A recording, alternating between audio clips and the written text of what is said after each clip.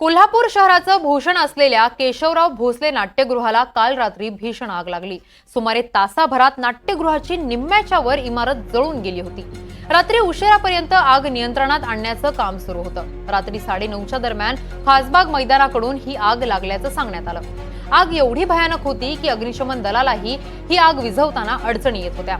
लाकडाचं सामान, खुर्च्या आणि इलेक्ट्रिक वायरिंगमुळे आग आणखीनच भडकत गेली। जुन्या पद्धतीचं नूतनीकरण करण्यात आल्यानं यामध्ये लाकडाच्या सामानाचा मोठा वापर करण्यात आला होता आणि बघता बघता केशवराव भोसले नाट्यगृह हे आगीच्या भक्ष्यस्थानी पडलं। संगीत सूर्य केशवराव भोसले यांची जयंती आज असल्यामुळे शासनाच्या वतीनं केशवराव भोसले नाट्यगृहामध्ये विविध कार्यक्रमांचं आयोजन करण्यात आलं होतं। त्यांच्यावरील चित्र प्रदर्शनही मांडण्यात आलं होतं, तेही आगीच्या भक्ष्यस्थानी पडलंय। सकाळी 9 वाजता त्यांच्या प्रतिमेचं पूजन करण्यात येणार होतं। त्याआधीच त्यांची स्मृती असलेल्या या केशवराव भोसले नाट्यगृहाला आग लागलेली आहे। याचा आढावा घेतलाय आमचे प्रतिनिधी विशाल पुजारी यांनी। आपण पाहूयात।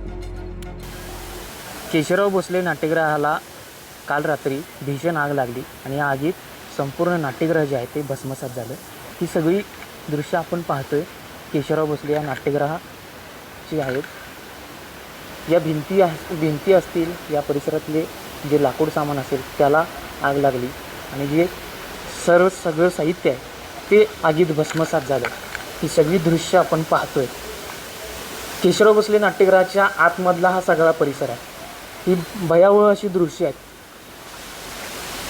या केशवराव भोसले नाट्यगृहाचं जे छत होतं ते आगीत कोसळले। यामध्ये काही पत्रे देखील होते, ते देखील कोसळले। आपण खाली पाहतोय या केशवराव भोसले नाट्यगृहाच्या वर असलेल्या खापरे असतील त्या देखील पडलेल्या आहेत। या संपूर्ण नाट्यगृहामधल्या खुर्च्या असतील, थोडंसं झूम करा, ते दाखवा,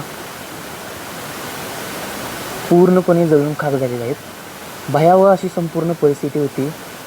जवळपास 2 ते अडीच तास संपूर्ण या केशवराव भोसलेला आग लागलेली होती।